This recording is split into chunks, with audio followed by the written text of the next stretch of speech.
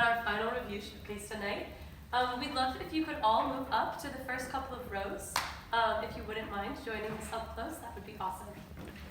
Yes, my name is Matt. I'm Emily. We are American playwriting students who are visiting Kosovo this summer to lead playwriting workshops with high school and college students. We are the founders of Playwriting for Peace, which you can read more about by following the links on your programs, or you can talk to us after. We've had the privilege of working with these fantastic, brilliant, and creative group of young people this summer. We think you're going to be really impressed with their work. The show is made up of 6 10-minute plays, so it'll run about an hour. This is a staged reading, so there are no sets or elaborate staging. Instead, we want to feature the playwright's works by focusing only on the words. After the show, we'll invite you to the lobby for snacks and drinks and to meet our playwrights and actors. We'll stick around for about an hour after the show for that reception. Thank you so much for joining us tonight and for supporting young people in the creative arts. Without further ado, we present to you a summer in review.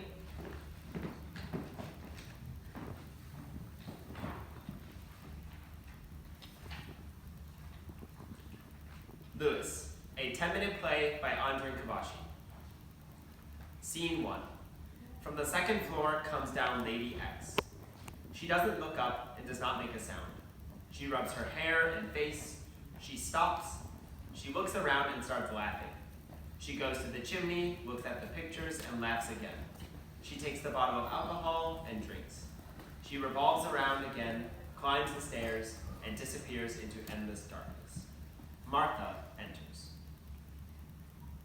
Oh God, it's freezing outside. Mr. Lewis? Mr. Lewis, are you home? Oh God, how can he leave his house with the door open? Maybe he went out to buy something. She starts taking off the snow from her body. She removes her hat, coat, gloves, umbrella, and she puts them all on the hook. It looks like he was in a hurry. This house is a mess. Let's hope that he's not going to be late.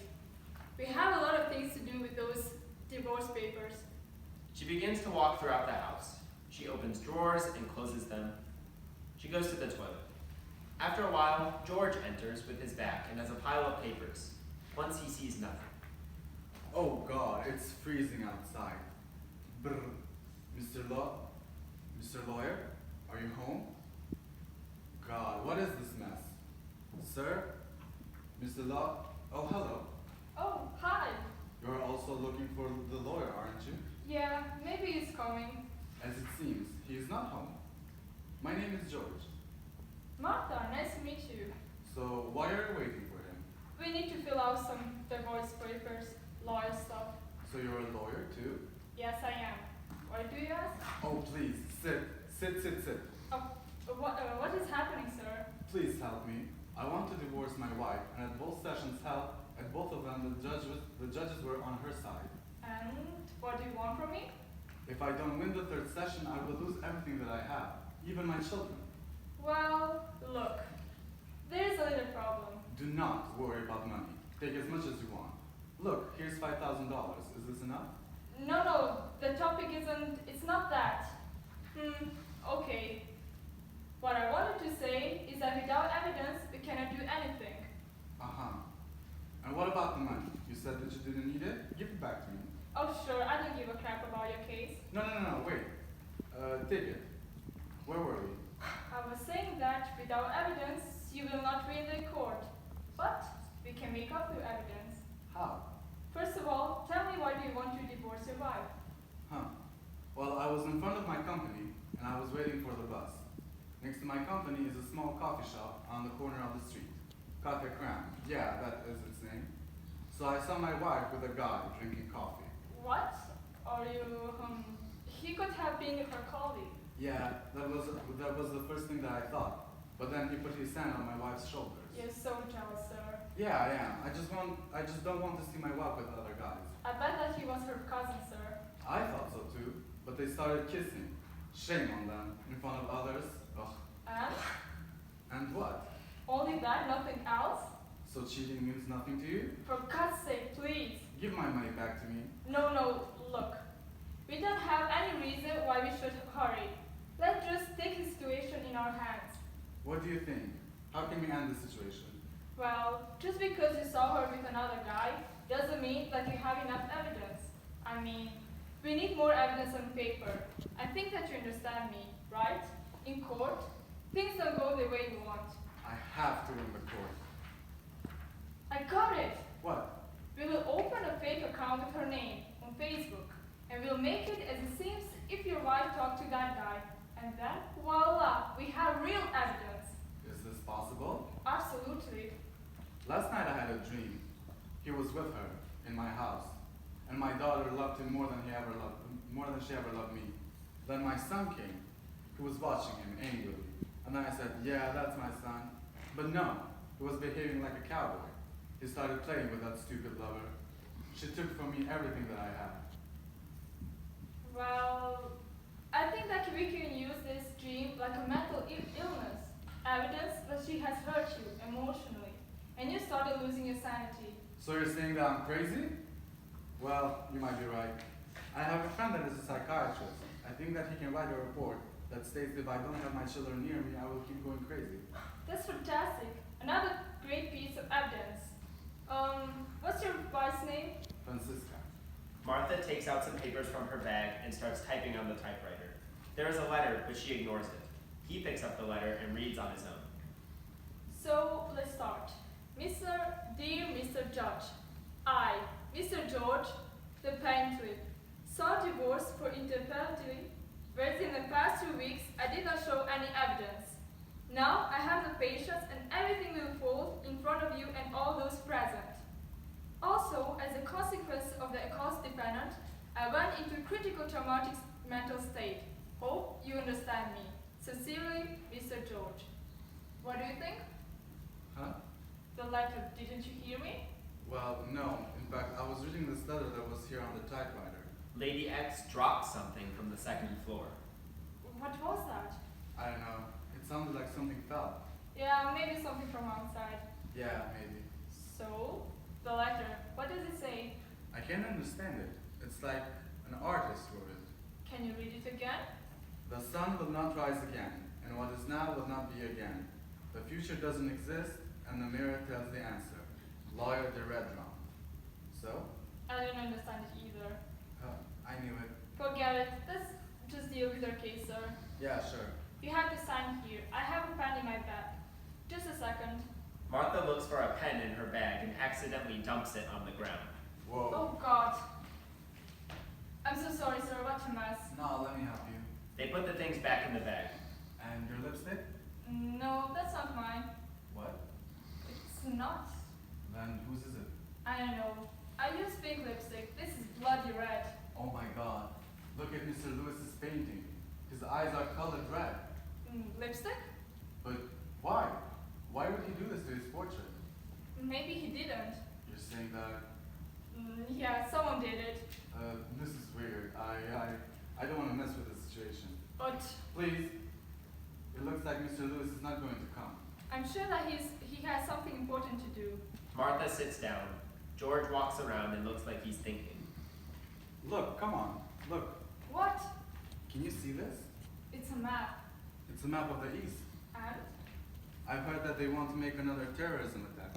They are heartless. How can you say that when you don't know them? When I don't know them? You cannot talk on that way, as you cannot put the immigrants and guys that make terror in one bag. All they want is a better place to live, a safe home. Oh, really? There are hundreds. Syrians, Afghans, Iranians. Once a little guy stole my wallet. I don't know if he was Iranian or Iranian. You said that he was a little guy.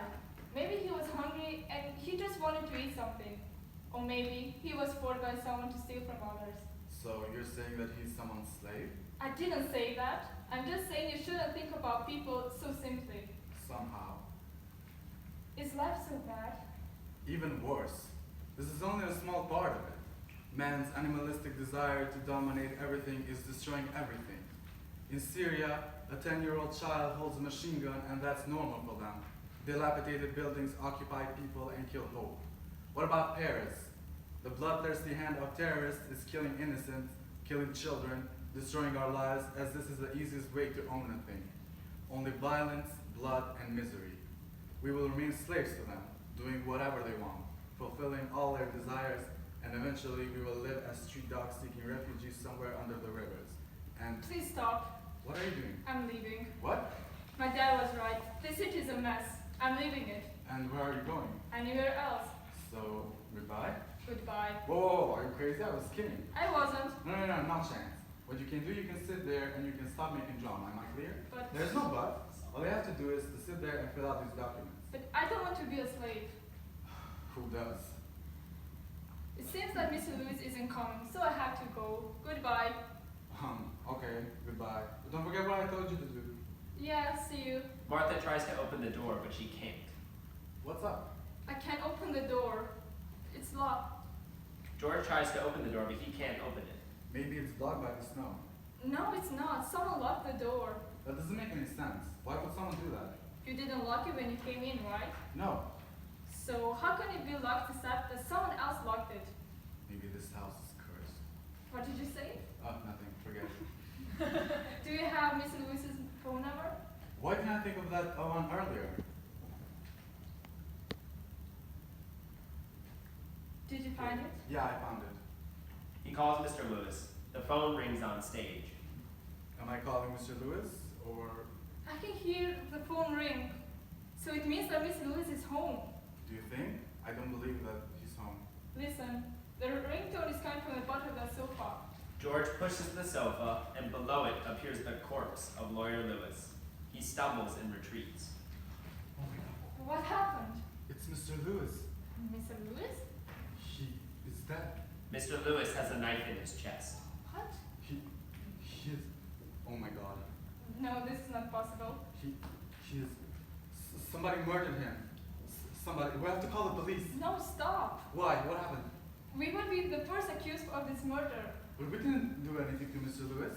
We both came to meet him. Remember, we are both suspicious if you called them. What about you? What? What are you afraid of? Or were you the one who killed Mr. Lewis? Why are you scared? Why are you scared? How? Why? Tell me one reason why I could kill him. I don't know. You had a fight with him or something? If you had problems with him, I didn't. Are you accusing me? Who else? How could I have murdered him while we were here together? Why not? You came here earlier and you murdered him. Then you came here after like nothing happened. If I would have murdered him, I would not be here. So, if you didn't, who did? Somebody, but who? Martha looks at the corpse. George revolves around shocked. He takes the letter and looks again. He reads. And the mirror tells the answer. Lawyer de Rebellon. He turns the letter from the mirror and reads. M-U-R-D-E-R-E-D. Lawyer. Murdered lawyer. What did you say? He knew it. Someone was here and murdered him. He knew he was going to die and left that note. Lewis is dead. I wonder if the killer is still in the house. A slight light illuminates the second floor patio. Lady X is sitting there. Her messy hair shows her condition. In addition to her lips, with lipstick she painted the pages as if she had a big smile. She drinks wine and laughs a lot. What are you going to do, sir? I don't know, miss. I don't know. End of play. 10-minute play by Aida Regipagic. Characters: Mom, Luna, husband.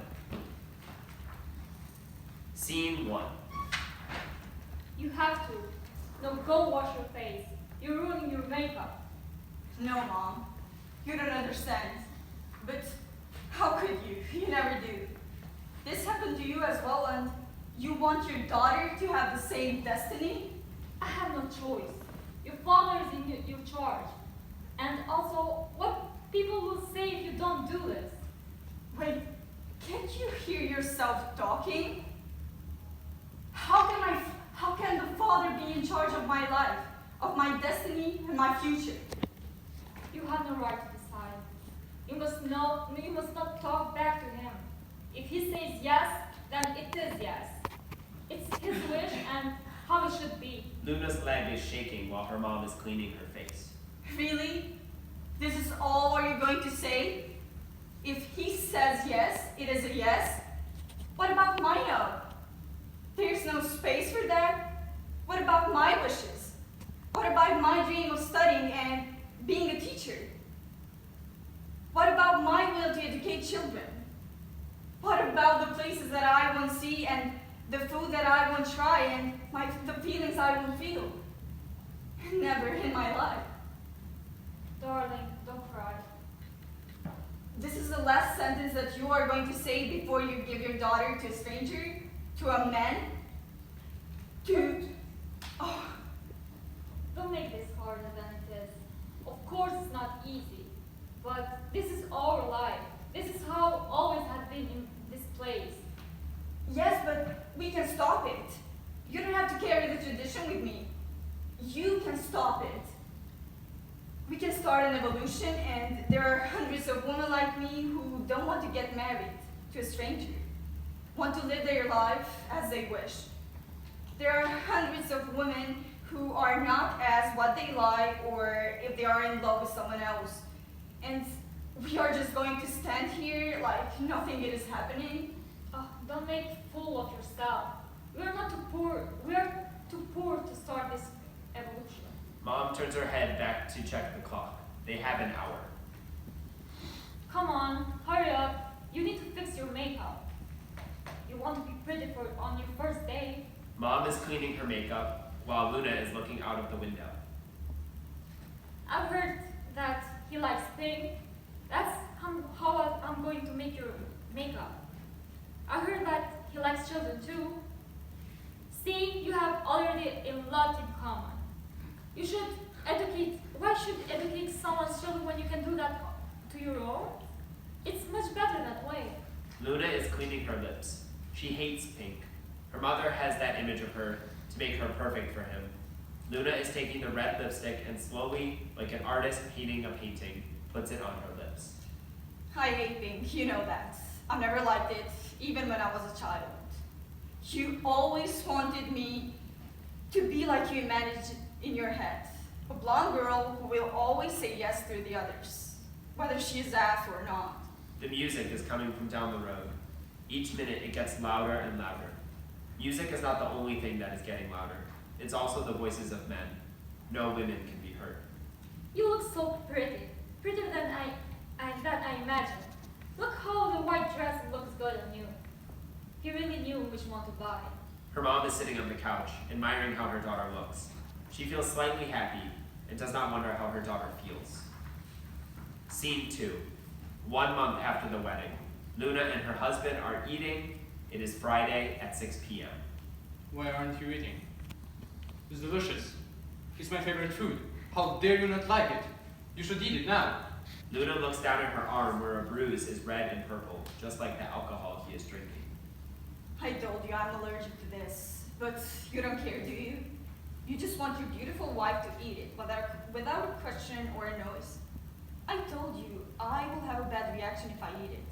I tell you things all the time, but you just don't listen. Her husband slams his hand on the table. The food shakes. His pupils are dilated, turning his eyes completely black. His brown eyes are no longer there. How dare you to speak to me like that? No one talks to me like that. And you sure have no right to do that. You have no right to complain. I'm feeding you. You should be thankful for that. It's not about food. It was never about food. Her husband grabs her hand, getting her out of the chair. With force, he pushes her into the room while the adrenaline travels through his veins. You will listen to me now. And you will never forget this lesson. The lesson that you should never ever talk back to your husband. And I am the head of this house, and I'm the one who decides. Out of that dark house, all that was heard is the yelling and the scream, which no one wanted to hear, but no one stopped it either. The trapped yellow light showed what is happening inside, following how the husband's arm went left, right with no control. With no sympathy, her skin became the paper where he would mark his hand, as if showing he is his territory. Scene 3. Luna was covering her bruises with makeup because she had guests to welcome. Her mom called her on the phone, 6 months after the wedding. Hi, darling. How is it going? Mom, what's the point of that question? Do you really care? Will you change anything about that? No. So please, don't ask. I'm your mother, Luna. I will always worry about you. You will see that soon, when you have your own children, a mother always worries about her child, even if she's miles and miles away from home. Oh no, I will not have children with him. He doesn't care whether he is beating me with no reason, and surely he won't care if he beats his child too. There's no way I could stop him. I'm sure he will be a better husband after he becomes a father. As always, change man's. You will see. You say you will see, but it is not true at all. You said I will see how he will act better after he gets to know me. You will see that after a month or two, everything is going to change. It never happened, Mom, nor it will happen. Can't you see that? Her husband rushes into the room. She hides her phone from him.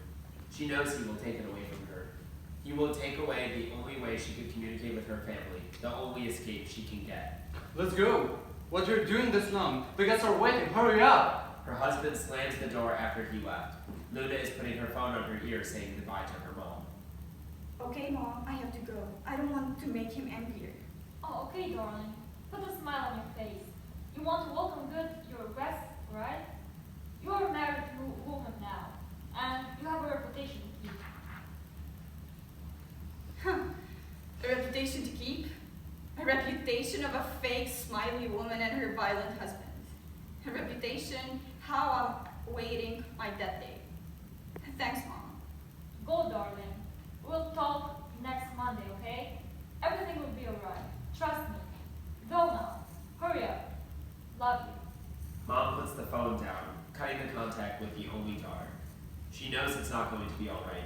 She has a reputation to keep as a mother. She needs to give hope to her daughter. Scene 4. Monday morning. It's 5 p.m. This is the time Mom and Luna always talked, when Luna's husband rests on the couch watching TV. As they agreed, her mom calls her. She knows how to hide her number so Luna's husband doesn't find out. Okay, let's try again. Maybe she's not alone to answer, as we agreed 3 times. Mom is calling Luna. This is the second time of today she is calling. No answer. Only the noise of sending signals, but no hope of Luna's voice. She immediately called the 3rd time. Nothing changed. A tear went down her face. She knew it had happened, but she didn't want to accept the truth. Even after the 7th call, all she heard is the beep, beep. Nothing else. Nothing. End of play. When a painting speaks 1,000 words. A 10-minute play by Hannah Kaya. Scene 1. A long white corridor. Paintings litter the wall, but an ancient artwork that dates from the early 1900s stands out the most. Hazel sits with her legs crossed in front of it, rambling about the same problem she has been whining about for a month now. I love painting. I love it so much that sometimes I can't breathe when I think about it. But at the time, I hate it with a burning passion. I can't seem to find that, for God's sake, a spark of inspiration that could light me up a fire. You know what? I think I'm going to give up. I'm going to march straight up to my art teacher's face and tell him that I don't want to participate in this dumb art competition. A flicker of movement catches her eye. She gasps, clasping a hand over her mouth. She rubs her eyes, not believing what she was seeing. The painting in front of her, her favorite artwork, was moving. I wouldn't suggest you do that, darling. You're too much of a good painter to give up that easily. What? Did I repeat myself? You've been complaining about this for way too long. So I decided to put both me and you out of misery. What the heck is going on? I can help you find inspiration. If you choose to follow me into the painting, into my world, I promise it will be all worth it. Now that I think about it, my mom did tell me that she dropped me on my head several times when I was a baby. Earth Hazel, you aren't crazy, but you have your moments. I mean, in egging your boyfriend's car because he cheated on you is way out of my league. Hazel, snap out of it. Hazel's head snaps up, locking eyes with him. You can't just expect me to feel normal about this. Relax, sweetheart. I don't expect you to, but I just want you to listen to me. Hazel slowly nods, urging him to continue. If you decide to come with me, time would halt to a stop here. When you come back, you will continue living here where you left off. Think of it as a time machine. So you are saying that this will help me to find inspiration? Yeah, absolutely. All you have to do is give me your consent. How do I know I can trust you? Oh, come on, sugar. You've been my best friend since I can remember. What are you talking about? I'm talking about all the times you sat in front of me going off about your problems and how you would like to slap your older brother. You have been listening to me the whole time? Well, of course. Why are you surprised? Because you're painting. Paintings aren't supposed to move. Oh, I feel offended. Don't go around calling me a painting. I'm a masterpiece. Embrace my uniqueness, love. I'm talking to a goddamn painting whose ego is in the size of Himalayas. I know my looks can be overwhelming, but you'll get used to them. Hazel sighs, shaking her head. Well, have you thought about it yet? You know, I'm not getting any more younger here. Okay, fine. Take me to your side or whatever. Ambrose smiles. There's a blazing white light, and within the blink of an eye, the white corridor is empty. Scene 2. Beautiful scenery, birds are chirping, horses are neighing, and the indistinct chatter fills the afternoon air. Kids are playing on the street and giggling, while their parents' foreheads glisten with sweat under the blazing sun. A pleasant smell fills the air. Hazel's nose is filled with the scent of homemade pastries, crisp air, and cow dung that makes Hazel plug her nose. Her curious eyes try to take everything in, but what stands out the most is a beautiful castle that stands tall in the midst of Colchester. Whoa, that's dope, man. I know, right? You have yet to see the interior. No way. You mean we are going in? Yes, of course. Hazel couldn't help the bubble of happiness that grew inside her chest. Not only was she going to get inspiration, she was also going to spend more time with Ambrose, who she considered her best friend. We're not just random tourists, Buttercup. We are staying here for a couple of nights until you find inspiration. Seriously? Oh my god. But can't you see?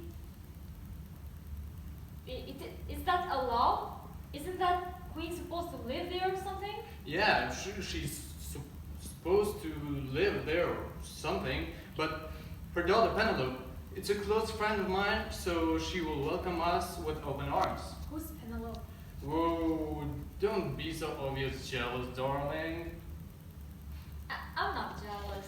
It's alright, I understand. I know how irresistible I am. Hazel feels heat rushing to her cheeks, but she can't help but smile. Whatever. Can we go? Amber nods as they start walking, heading towards the castle. Once they arrive, they are greeted with the sight of a beautiful girl.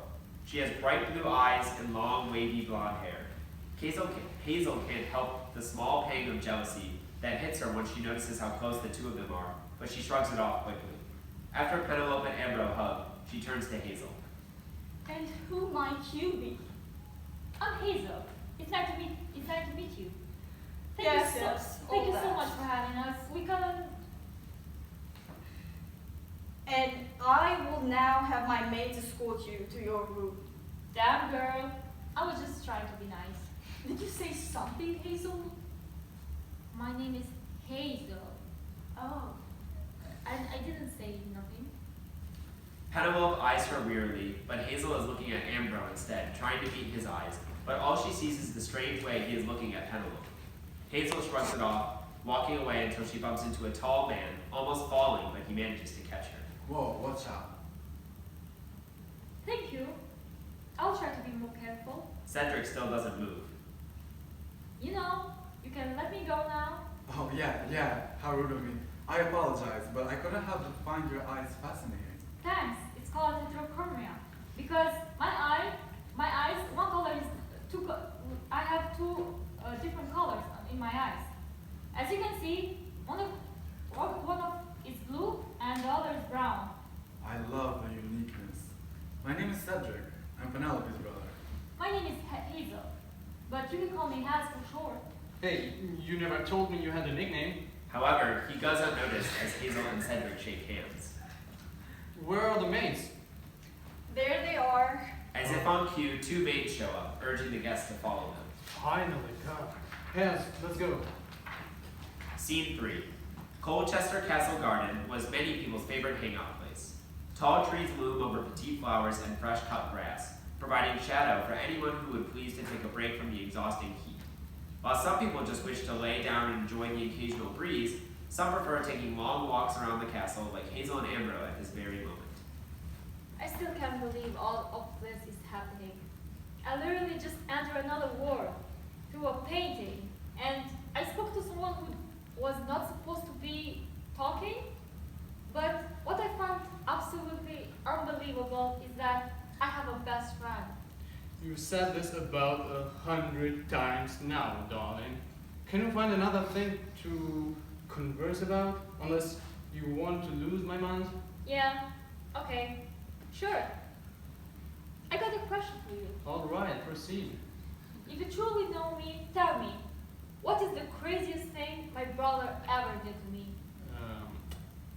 Personally, I think it's when he catfished you on Tinder, if that's a word. Oh my god, that was the most embarrassing thing ever. It was indeed. I remember all the nights you would talk about him.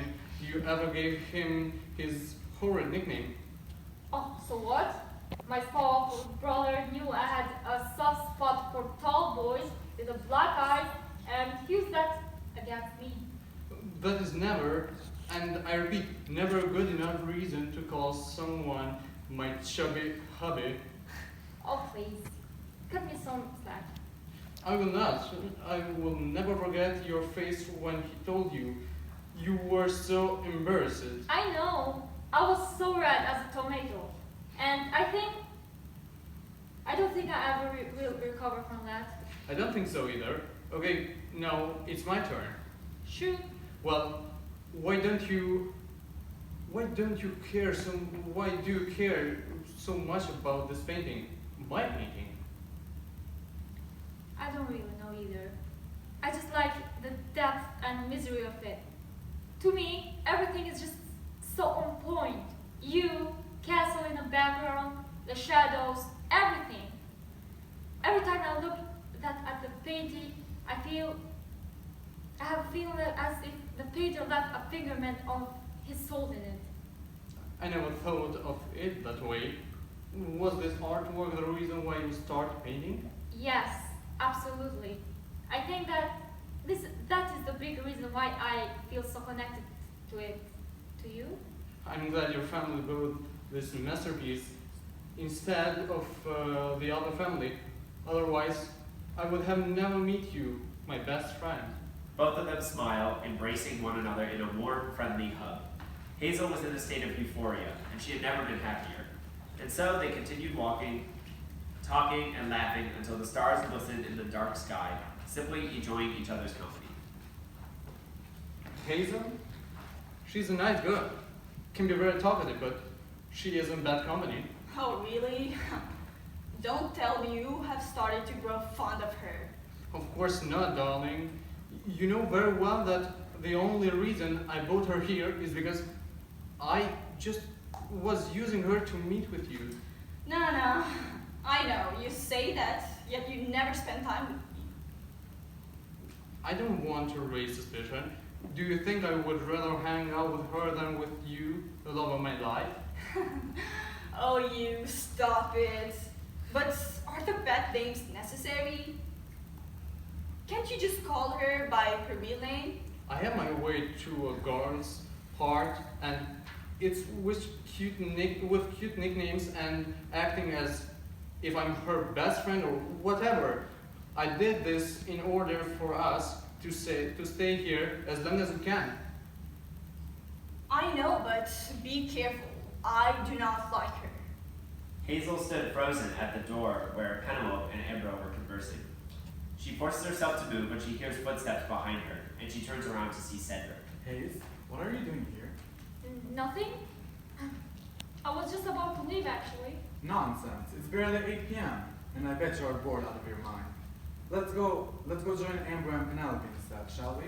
As much as she wanted to object, she chose to follow Cedric into the big, shiny room. Ambrose and Penelope were sat in front of each other, and they looked like deer caught in headlights when they saw them entering the room. Well, look who's there. It's us, and you better believe it. Hazel says nothing, and she stays silent throughout the whole night. She simply watches them laughing and having fun, drinking and getting tipsier with every sip from the expensive wine. Meanwhile, she was trying to suppress her tears. Cedric notices this, and Ambrose does too, but he doesn't say anything. Hayes, I missed hearing your sweet voice. Say something. I'm too tired to speak for a moment. But can I excuse myself and go to sleep? Speaking of which, I should probably go to sleep too. Well then, good night. Good night. Good night. Don't dream of me too much. Hazel and Ambrose leave, heading to their rooms. What's wrong, Has? You've been way too quiet tonight. You don't call me like that. Excuse me?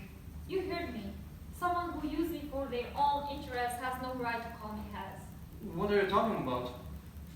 This will be way easier if you will just give up playing a dumb. I'm not playing dumb, I swear. I know the real reason as why you came here. I'm not as clueless as you think. You see, you heard everything. I heard enough. Look, I'm sorry. I really am.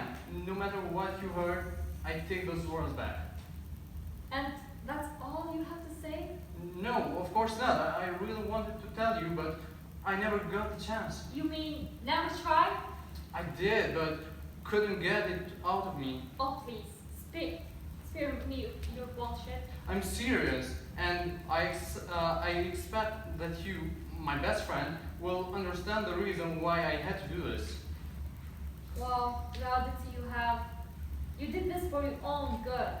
You didn't have to do anything.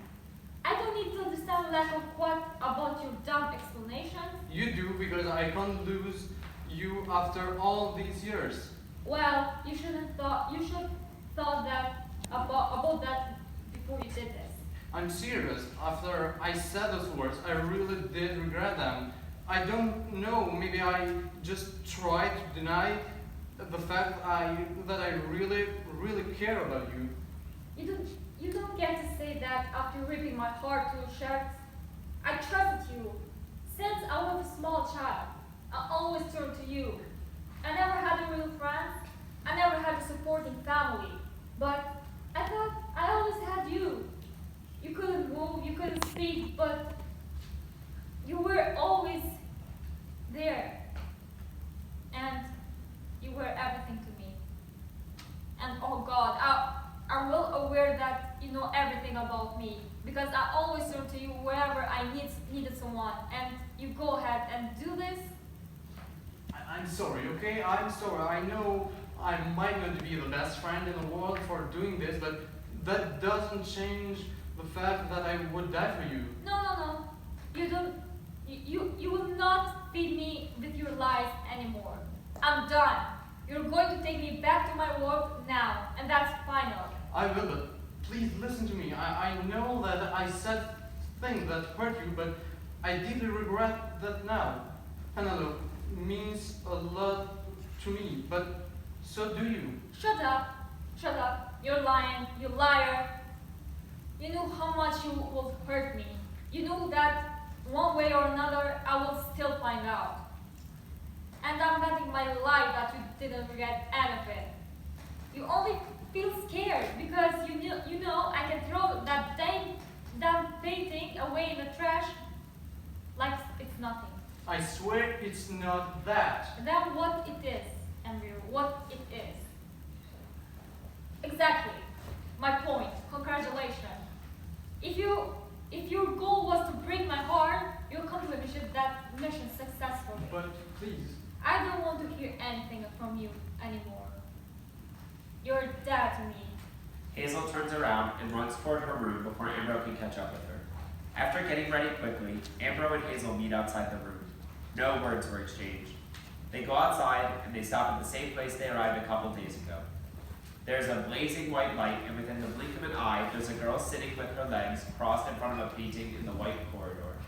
She promises to rip the painting to shreds later, but for now, she takes a brush in her hand and starts painting exactly what was on her mind. That spark of inspiration indeed lit a fire. End of play.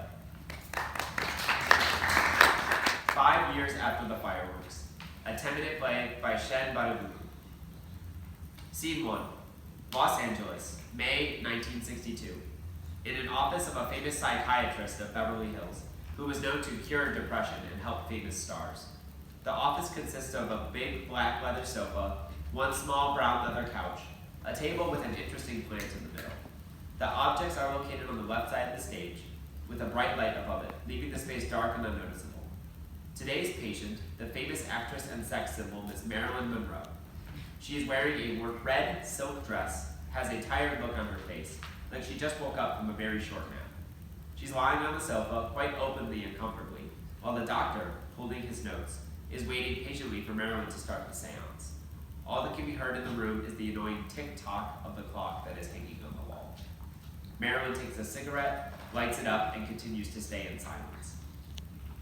How are you doing, Marilyn? You know, you have made such a big progress in here. I'd hate to think that it is all going down today.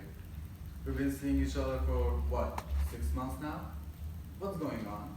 Marilyn continues to smoke her cigarette and looking at the interesting plant. Can we continue where we left off? You were talking about the movie you did in London with Laurence Olivier, remember?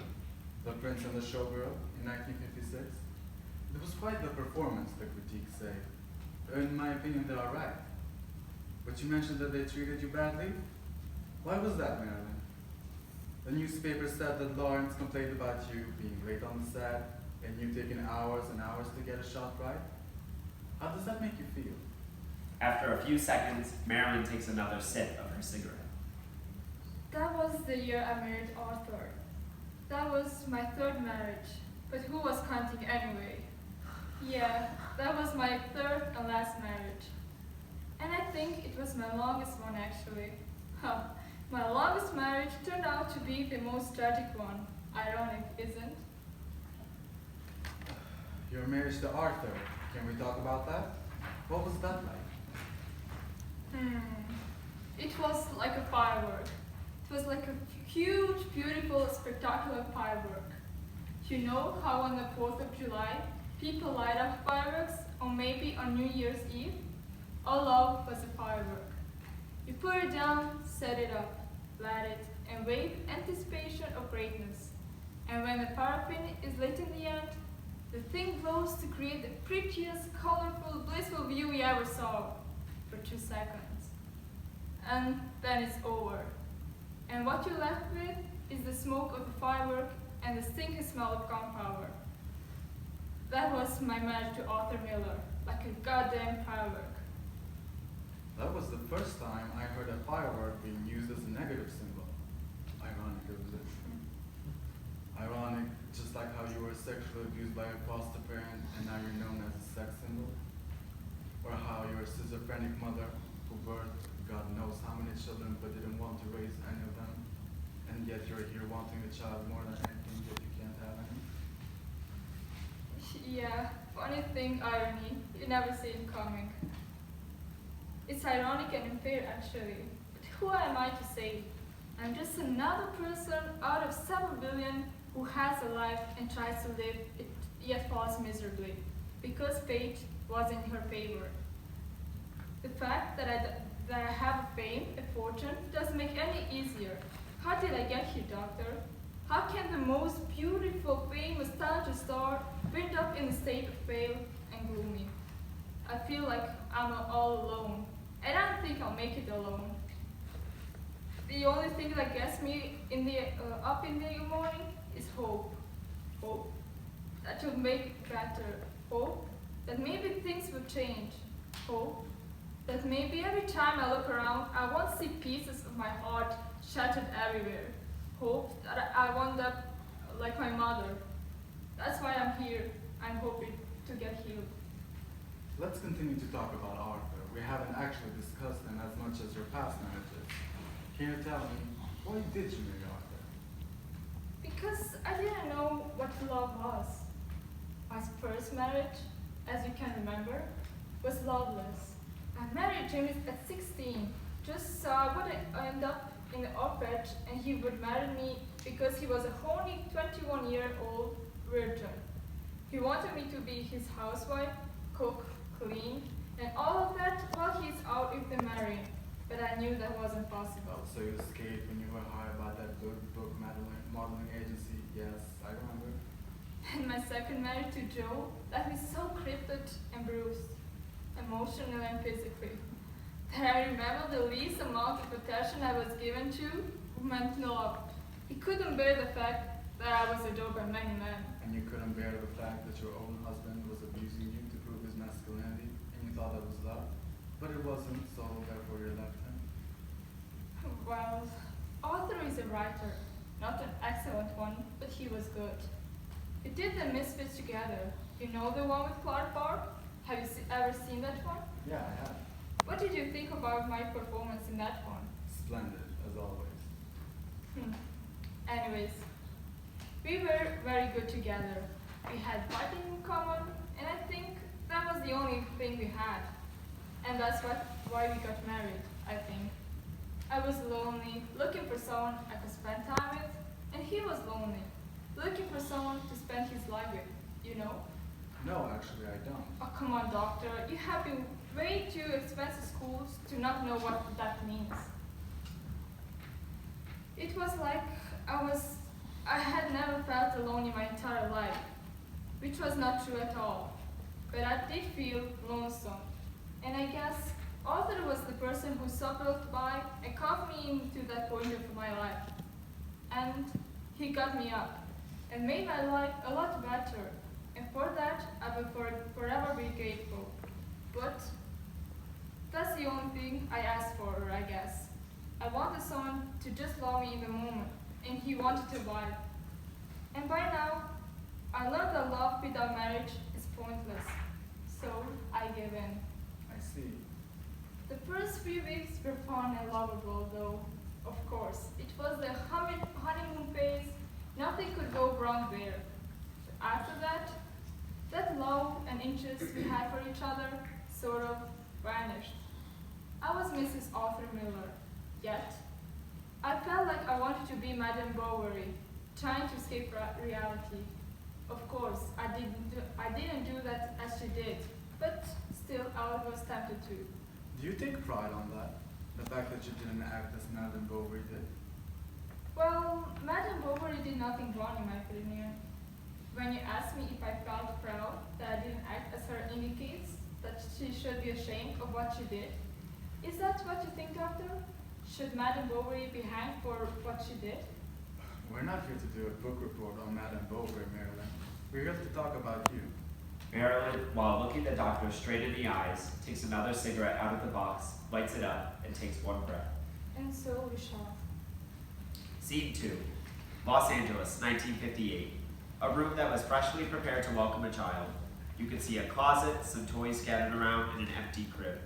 They were prepared for all, except one thing, the baby. From a room away, you could hear the deafening and irritating sound of the typewriter being used by Arthur in an environment of complete silence. Marilyn, now wearing a nightgown, gets up from the sofa and enters in the memory. She walks to the crib, looks at it for a few seconds, then proceeds to go to the other open door of the room. Shh! You wake the baby up. She had a rough night yesterday. The typewriter stops. Arthur enters. What are you talking about? The typewriter is making too much goddamn noise. It woke me up. I hope he won't wake up the child. What child? What do you mean, what baby? What child? The baby. The baby's sleeping. The baby. Where's my baby? Where's my baby, Arthur? Arthur grabs Marilyn and hugs her. Marilyn, there's no baby, sweetheart. I'm so sorry, honey. I know how happy you were when you were pregnant, but the doctor warned us about this. Your body simply isn't made to host a baby, but don't worry, the fact that you did get pregnant is a good sign. That means it can happen again, and we want... What are you talking about? Where is my baby? What happened to her? My baby! Marilyn, stop. The maid took my baby. What? The maid took my baby. Call the police. You fired the maid 8 months ago. So she did it.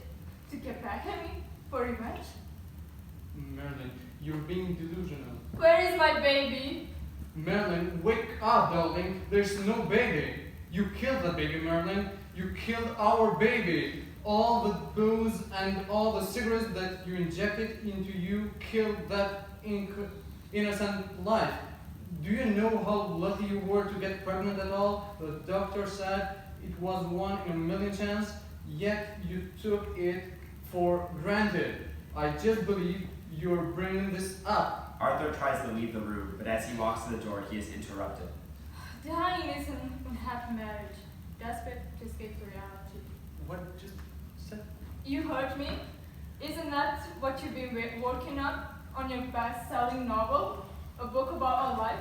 Oh my god, Marilyn, those notes were not about you. They're just something I'm thinking. The hell it isn't. You broke with every detail, decrypted and destroyed parts of our relationship. Every sentence, every word, Please. every quotation was like a knife in my heart, sinking deep and leaving me dry. The misfits? Really? Arthur? Do you think Marilyn, that's Marilyn, what please, we are? Listen to me. Don't try to belittle this. I read every page of that notebook. You think I'm softer than you? You think that I'm a big weight that's been laid on your shoulder? Then why don't you divorce me, Arthur? Stop. Why? I'll tell you Please why. stop, Marilyn. Because you're covered, that's why. You married me, and now all you want to be the husband figure is stopping that something outside your comfort zone, which we both know you never could escape. And our life together and writing about it, apparently, was making you get up in the morning. Please Come stop. on, Arthur, divorce me. Put us both out of miseries. Arthur leaves the room. Marilyn starts crying and crumples down on the floor. Scene 3. The psychiatrist's office in 1962. Marilyn is staring emptily at the plant on the table while holding the cigarette in her right hand. Arthur wanted to divorce you. He did. Even though he never said it, I could feel it. I could sense it. But he was a milksop.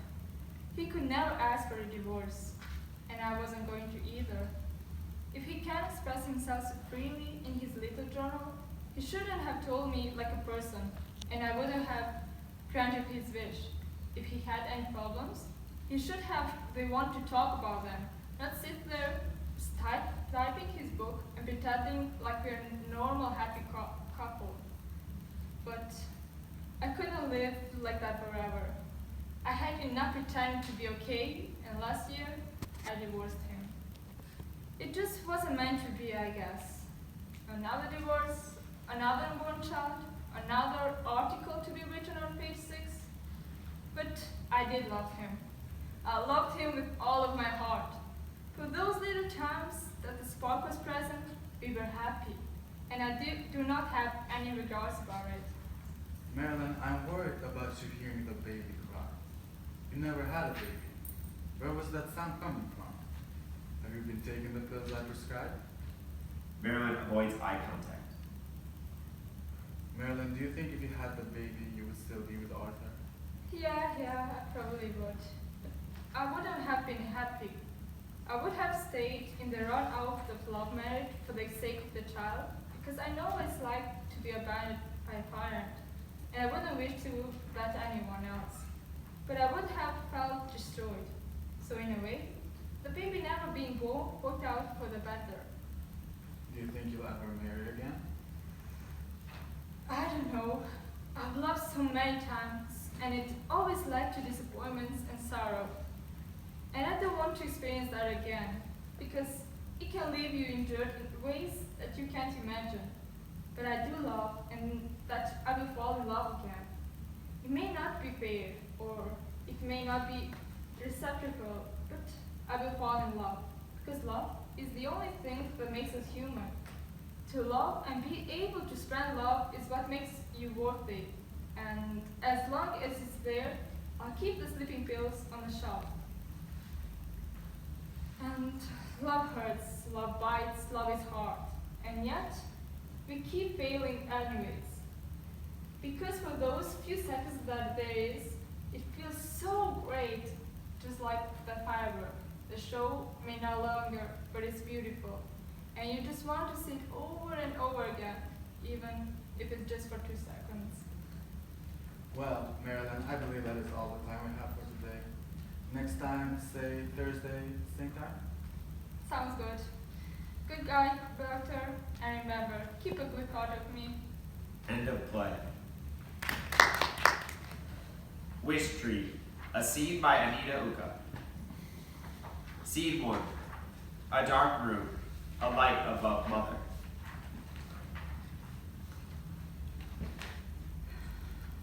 The 9 months of unbearable displeasure, suddenly it's all worth it when you see this treasure. I would give my eternal soul for them. We grew up and became more than a mother and a daughter. Became a mother and settled in 3 generations 3 times. But no matter how far I went, I have never felt so far away from my daughters. I often find it difficult to know how to connect with them or to know what they are thinking. When you start to notice changes, not the usual ones, but the ones that make you feel you don't know that person anymore, you get worried if they will not let you know that person. And that hurts. You start noticing how that your daughter is rude, an ungrateful teenager wearing the heaviest of clothes and the most unusual clothes like skirts and crop tops and staying all day in the room after school, not in the mood to talk. There are so many signs, like when I ask, how was your day? And all I get is, it was fine. I remember I was very uncommunicative to my mom. I couldn't talk to her about my joys and desires, and I couldn't cry on her chest when I had to deal with things like depression, heartbreaks, or friendship lost.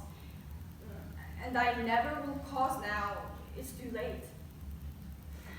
She's no longer in this world, and I have to deal with it all alone. This hurts every day because even though at this young age, many times you hesitate, but your closer relationship with your mother becomes a great help. I don't want my children to experience this pain. Seed 2, mother goes to the table in the corner and starts preparing dinner. Lights on her as she's thinking. While making dinner, I was thinking about how can I improve my communication with my daughters. Just then, click, I saw the tree my husband bought the other day. She cleans her hands from the cooking, grabs the tree, and sets the seed. She smiles and goes back to the kitchen to continue cooking. Daughters 1 and 2 come home after school and leave their bags in the middle of the room. Mom, what's for dinner? I prepared your favorite food, so look at the picture. Fine. The conversation continues while they are eating. My loves, my smartest and the most beautiful girls. I know now you are growing up and things have changed, but I just want you to know that I will always be near you and support you, and I am open to talk about anything. I have found it really hard to communicate with you lately, and so I came up with an idea that maybe would eliminate the barriers between us. And maybe if I have been unfair to you, I would like to know that. What are you talking about? What is that idea? A tree. You remember the tree your father bought the other day? I want you girls to write on a piece of paper whatever it is on your mind and put that on our communicative tree.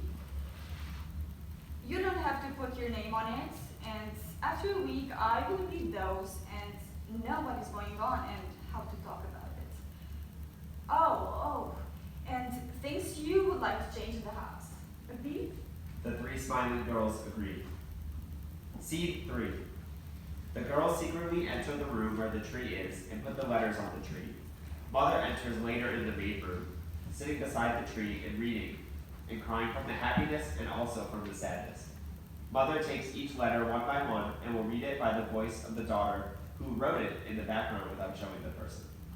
Do not pretend you know everything about me, Mom. I wish you would ask me about myself more instead of assuming you know what I'm like. I'm dealing with a lot. School, friends, relationship. About making decisions about my future. I'm a teenager and I want some privacy. I feel like you expect me to tell you everything that goes on between me and my friends. I don't always feel comfortable. I'm afraid to tell you that I failed the test and I hate school. I wish I wasn't the first one of my friends who needs to come back at home at 10 p.m. I think my boyfriend is cheating on me. I wish you will love me as much as my big sister. Mother starts to cry and realizes how much her daughters are dealing with things each day and that she must pay special attention and time to each one. Mother hugs her daughters without speaking a word. The girls thank their mother while hugging her. End of play.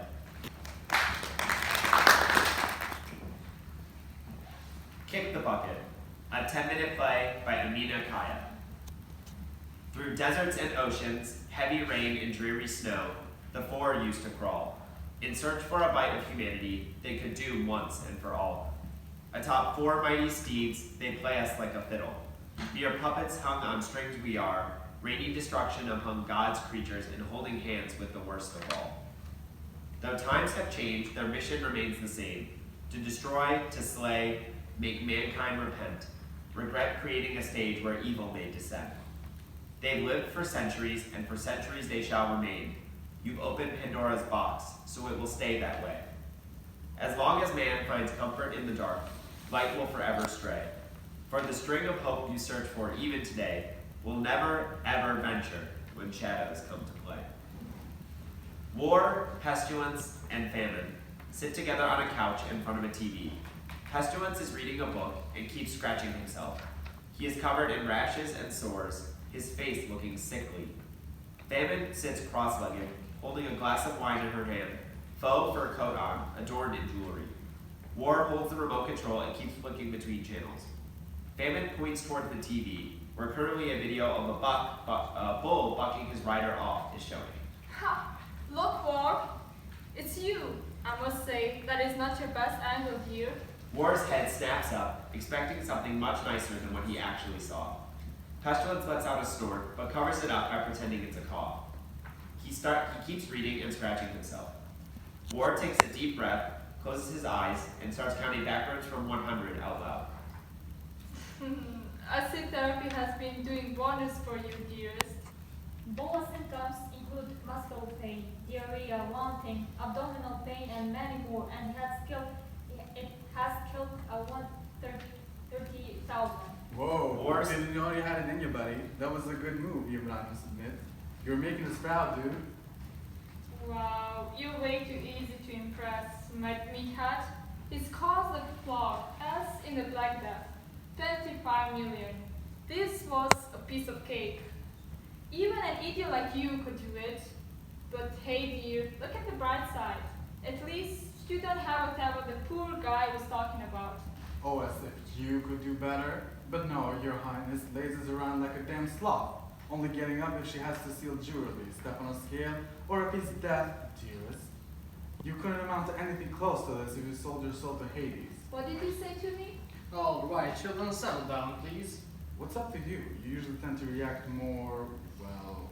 What our favorite meathead here is trying to say, darling, is why aren't you giving us your daily lecture about spreading the love, peace, prosperity, blah blah blah, and trying to end up fighting because we're siblings, blah blah blah. There you go, famine. Now you reminded him. Pestilence sighs heavily, closes his book, and gets up to face the two. Have you ever thought of doing something more? Playing with humanity at this point has become a bore.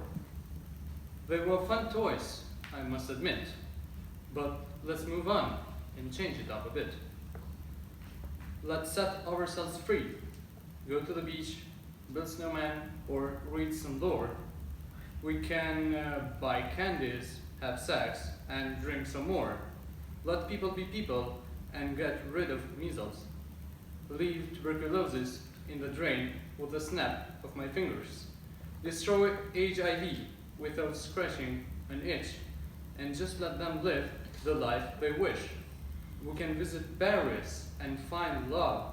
Find someone who look past the bad we've done. I know I wore the victor's crown, and the brass quiver is still in my hands. But that doesn't mean I desire the power it holds. Let this cold world wrote on its own. What is soggy place in a soggy role? It's official. I'm surrounded by idiots. Oh, hey, War. It's you again. For real this time, darling. Afghan and US forces blamed for killing more civilians this year than the Taliban has. Yeah, baby, now that's what I'm talking about. Float like a butterfly, sting like a bee. What I was trying to tell you literally 2 minutes ago. Famine and War throw him a quick look. War, already calmed down from his high, reaches into his pocket and lights up a cigarette. Look, darling, that was inspiration and all. But really, we don't give a single damn about your existential crisis. It's what we're here for. A horseman gotta do what a horseman of the apocalypse gotta do. So please, shut up and just, well, I'll say die, but that isn't really possible. Paris is not going to happen, Cherry. On another note, that was epic. You've never been more in your game than this year, War. What do you mean by that? I'm always in my game. I'm me after all. And no one, and I mean no one, cannot fall into my trap. What do you think I was tasked with destroying all these pieces shitholes got to offer instead of, I don't know, making up random diseases? Whoa, feeling very appreciated here. Thank you very much. At least I don't have anger management twice a week and 3 restraining orders. You little cockroach, I'm gonna strangle you. Now, darling. Remember the breathing exercise Miss Crystal taught you? You wouldn't want another lawsuit on your ass, now would you? War stops, closes his eyes, takes a deep breath, and counts backwards from 10. I am war. I am the personification of death, of blood, of battle. As if summoned, the moment these words exit War's lips, a frail, shadowy figure slowly trudges in. Hollow cheekbones, wise, sunken-in eyes draped in black. All around him wafts the sweet, putrid smell of death. His shadow extends behind him, tendrils of varying sizes reaching out from it. There's an eerie cold seeping in from the form. He simply leans on the wall and continues listening. I was sent here to slay even the toughest of men and make them regret being born. I may not be the first of the horsemen revealed, but I certainly am the best.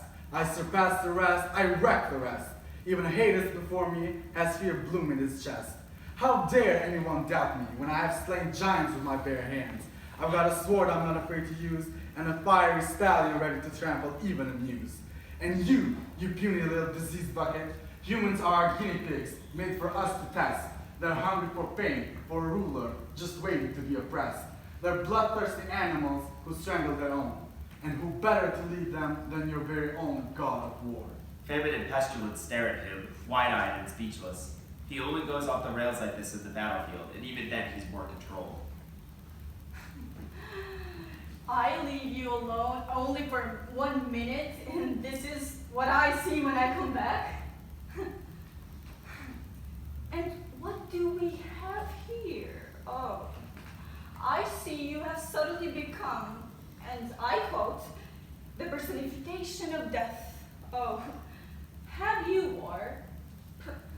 I would advise you to be very, very careful of what you speak here. Tongue is wet, and even the walls have ears, and if these walls could talk. No, it wasn't like that. I mean, like that at all. Oh, come on. I have had enough for today.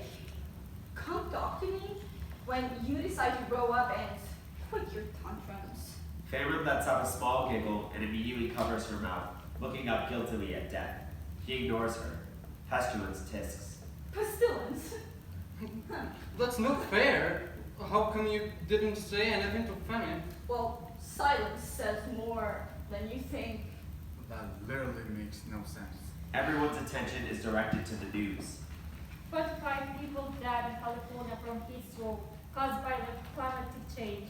Let's see what Mr. Smith has to tell us. Slow killer.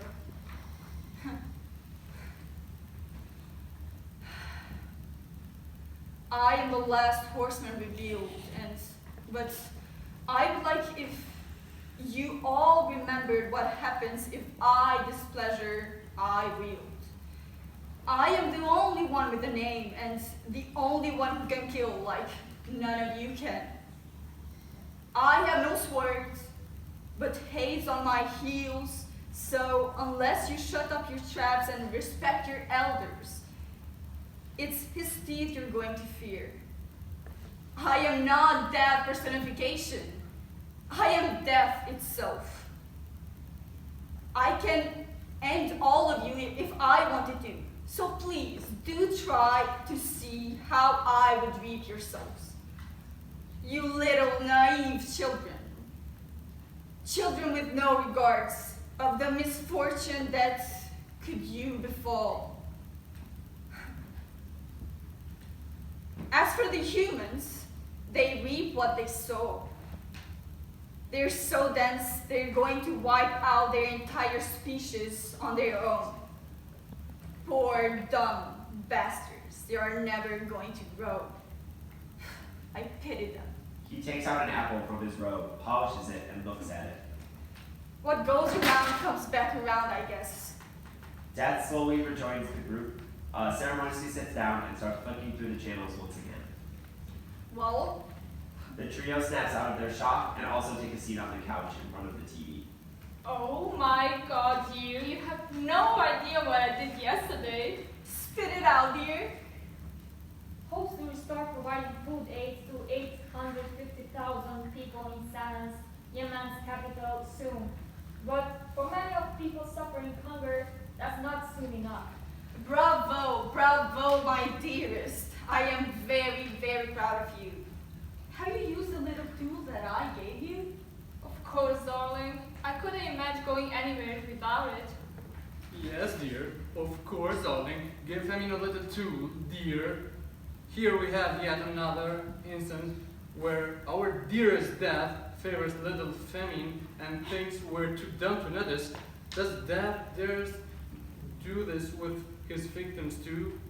Kill the poor, spare the rich. So fun, huh?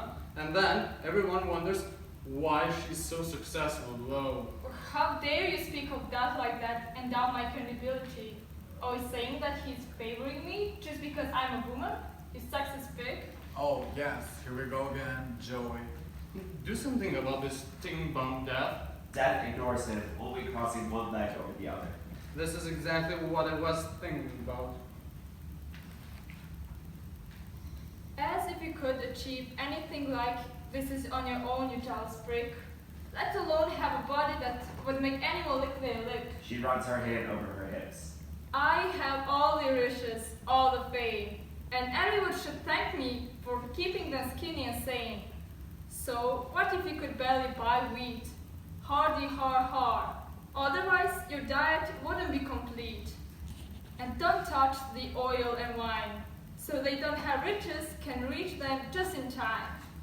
If you're poor, oh, well, maybe next time. I don't have a sharp weapon to kill. Everyone knew that I can make whatever fits the bill. Skills is enough. What more do you need? Not only can you weigh the bread, it can also keep you fit. And I was the third seal, and you know what they say, first time in the charm, right? Huh. And as for the humans, I don't give a crap. They made their bed and they're going to sleep in it. Let's give them a taste of their own medicine. Show them the right fit. You can't commit a murder and get away from it. Femin plops down on the couch, facing the TV once again. They dug their own graves. Literally. Such unfortunate events. Terrible. And now we continue with the sports session. Give me that bottle of mine. I can only wish you luck, for there's bigger evil here at play. It's not the Four Horsemen, and right now, it's waiting for its prey. End of play.